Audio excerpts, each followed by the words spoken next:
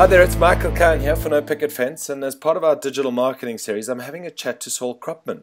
Saul is one of the founders of the Digital Marketing Edge, which was one of the premium podcasting series of the last couple of years. Saul, firstly, how are you? And thank you for taking the time out here. I really appreciate it, man. Oh, thanks for having me on the show. I'm very well, thanks. Yourself? Cool, man. Getting warm again, which is good. So I can't complain. Yeah, finally. Oh, no, but it's good. It keeps us awake, doesn't it? Anyway, I'm sure people don't want to listen about the weather here. Saul, won't you give us an introduction into who you are and what you've done and where you've got to? Because what you guys did on the Digital Edge was fantastic, and it really was pioneering in terms of podcasting in South Africa and what was available in South Africa. And can you just give us a bit of a history on that and how you've got to where you are? So basically, my co-conspirator in the Digital Edge was named Jared Sinman. He actually started it. It was his idea. Okay. I was a fresh-faced, I think, 24-year-old straight out of university, and that was my first job. So it was a very great way to get into the working world. Yeah. And I mean, essentially what we did was we actually created a very tightly packaged show, which was unusual for online stuff. People were doing a lot of kind of, let me say, amateurish kind of audio and video creations. Yes. They would start up with a couple of friends. They'd put a cell phone in front of them and they'd talk. What we did is we had a proper editor. We did very tight scripting, and it was very specifically on the topic of digital marketing, which 3 years ago was very new and very different in South Africa. So we were sort of pitching ourselves as an educational podcast, which was something new and different as well. Okay. It's stopped now, hasn't it? I mean, about a month or two ago, you guys have actually, and I know you haven't been on it for about the last year, but it's actually stopped now, hasn't it? Correct. I went on to do different things. I started working at Avuso. Sunday Times, I was the product manager for Zap on their daily deal site, which we drove into the ground quite impressively.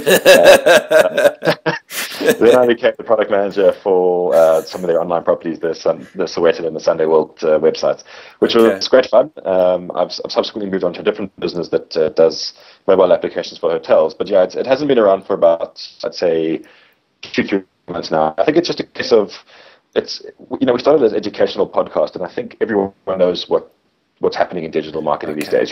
Clients are much more educated, agencies are much more educated, and even students are much more educated. So I don't think it's really an issue anymore. We might resurrect it as a blog or something like that, but we're all sort of busy with other things, so we're still talking. Fantastic. So just in terms of what the Digital Edge did for you, I mean, you make a good point. You were 24 years old, straight out of varsity. Did the Digital Edge give you a platform and dare I say, a bit of a status amongst the community and the industry as someone to be listened to and someone to be reckoned with, and give you that credibility as a thought leader? Well, I think it opened a lot of doors in the sense that if I wanted to go interview someone, I'd say, hey, I'm Saul from Digital Edge. And they said, oh, cool, we love your show. We want to speak to you, And it kind of helped me personally network with a hell of a lot of people. I mean, I did, I think, 130 odd shows myself. Okay. So, I mean, if you're looking at 3 interviews per edition, you're looking at almost 400 interviews in total. So that's a lot of people that I've had the pleasure of speaking to. Yeah, absolutely, and it's fantastic relationship building. I'm sure it's the same with yourself. Sorry, I'm sure it's the same with yourself and your show. Absolutely, it's certainly. I'm seeing a lot more traction on my LinkedIn profile. Let's put it that way. So there you go. I have to go clean it up more often. But I mean, it does take a lot of time and a lot of effort. Apart from that thought leadership position, which is absolutely invaluable. What other return on investment have you guys got out of this? Because what other reason would there be for doing a podcast? Because certainly with bandwidth becoming a lot more available and easier in South Africa, and Alan Craig Sr., who caused a lot of the problems, is trying to fix them now at Cell C. Ironically, yes. What are the opportunities for guys who are running small businesses to do podcasts, and what are the kind of returns they can expect on it? Because it's not something, as you say, just pick up a cell phone and let's chat. There is a bit more to it than that. Sure. Look, I mean, I think the fundamental thing you've got to remember is it is time consuming, and you're not going to see financial returns directly from it. What it is going to do is it's going to be a marketing experience. It's a marketing effect. And there's that knock-on effect of being seen as someone who knows what they're talking about, whether you sell consulting hours as a result of that or, push your product. It's kind of up to you what you do. The truth of the matter is you can't do it with just a cell phone. I mean, you can do it, but it's going to sound amateurish. But the other thing is that you can go buy a USB condenser microphone for 700 Rand online and you sound like you're a professional. Okay. So it's not actually that difficult. There's free tools out there. There's a piece of software called Audacity, which you can go and download for free. Great audio editing software. There's some other cool software called the Levelator. That's which right. Sounds very dodgy, but it's actually a great piece of software to actually make you sound a lot better than you do necessarily. So you can actually go fiddle and get everything sorted out quite easily. Okay. And as I say, 700 Rand a person essentially. Yeah, and I mean that's a really small investment for a marketing opportunity at best. We have been experimenting a bit with Google Hangouts, which I think is going to change the whole ball game quite a bit as well. I really yes, do. correct. Yeah, so it's a fantastic opportunity. In talking about opportunities, what do you think are the big opportunities in podcasting and the future of podcasting in South Africa as a marketing platform? Well, I think everyone's talking a lot about content marketing and things like that. Yeah. It's becoming quite popular, and I think once, as you say, bandwidth comes down. We've been saying this for years, but I think we can actually finally see that light at the end of the tunnel. The truth of the matter is being able to plug in your iDevice or Android device or BlackBerry, whatever, download it automatically on the fly without having to plug it into a computer is what's going to make it a lot more pervasive as a medium. So I think if I were someone looking into podcasting and start experimenting now, in 6 months' time when we start having flat bandwidth caps and things like that, which seems possible, you'll be able to actually stream a podcast live, say for example on your cell phone while you're in the car or walking with it. And that for me is what's going to make it a total no-brainer in terms of production. Okay, and the difference between, I mean, we're doing a video interview here, and I mean, this is with the Ecamm on a Mac system, which is just absolutely fantastic. The difference between a video and just a voice, your thoughts on that? Well, I think both obviously have their pros and cons. I mean, it's nice to be able to see the nuances and the expressions of someone in a video, but when you've got a podcast, you pop it on when you're in the car, when you're at the gym, when you're riding, whatever it is, and you can kind of multitask, which I think is quite a nice, almost double benefit. It keeps you entertained while you're doing something that you would normally be sitting on the couch, Absolutely, and I do think the opportunity also with YouTube now is, and I think they've changed their rules in terms of page views. So there is an opportunity if you've got a really popular series to monetize it in other ways that typically we wouldn't consider. Correct. I mean, you can get a sort of ad revenue percentage. It's kind of an AdWords example. I think you have to do a lot of traffic though. So. No, you do. You really do. But, maybe there's some opportunities there.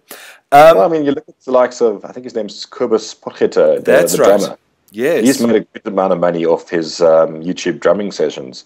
So it's possible. Absolutely. And in fact, not so much the money, it's given him the platform. And Die Antwoord is another fantastic example. I mean, without YouTube, Die Antwoord would be die niks now. Let's even break it down to Justin Bieber. I mean, he was discovered through YouTube. So as crazy as it sounds, it's huge. It's powerful, yeah, absolutely. So, in terms of the key technical challenges for beginners, anything to be wary of or to be considerate of? You did make a few points earlier. Any other key technical issues that guys should be aware of or take cognizance of? Small things. Do it in a reasonably full carpeted room. I mean, I was doing the podcast and I moved to a new flat where there was wooden floors and it sounded as though I was in the bathroom every time I was doing the podcast. So it's a simple thing like that. Make sure that you're not doing it in a busy road or there's too much noise. Just try to get it some isolation in a nicely comfortable, quiet room. Okay. And make sure if you're working at home, get the kids to stay away. Correct. And, if you're going to do it from the bathroom, that's fine. Just tell everyone. That's right. Yeah, I've been in a session, and the next minute my 7-year-old burst in and is like, "Hello, Daddy." It's not. Sorry, we got to start again. So, yes.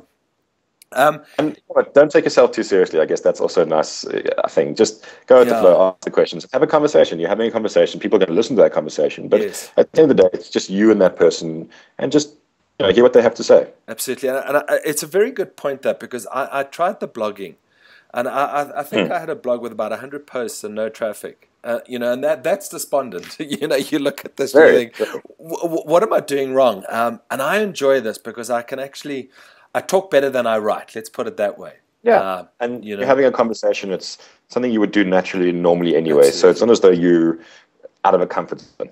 Absolutely. Saul, in terms of going forward, any key tips for guys who want to start this off? Where to start?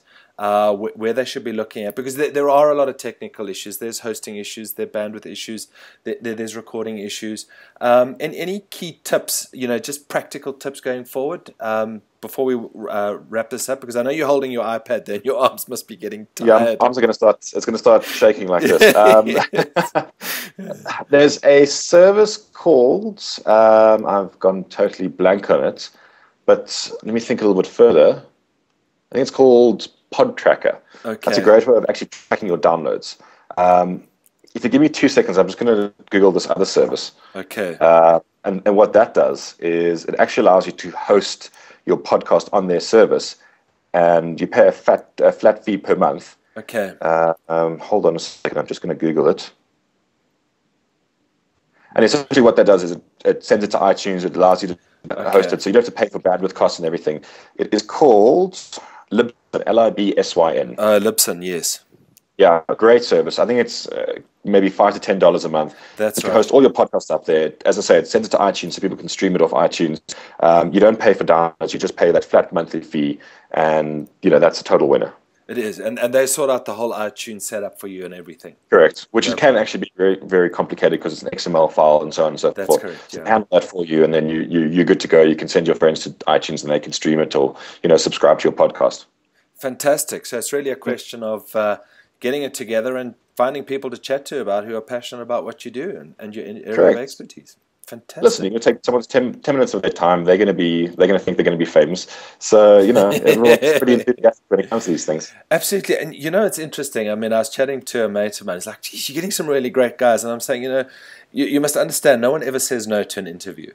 No one ever just exactly. Unless of course you're Richard Branson. You're getting so many requests, but Oaks don't say no. They really don't. So it's actually easier than you think.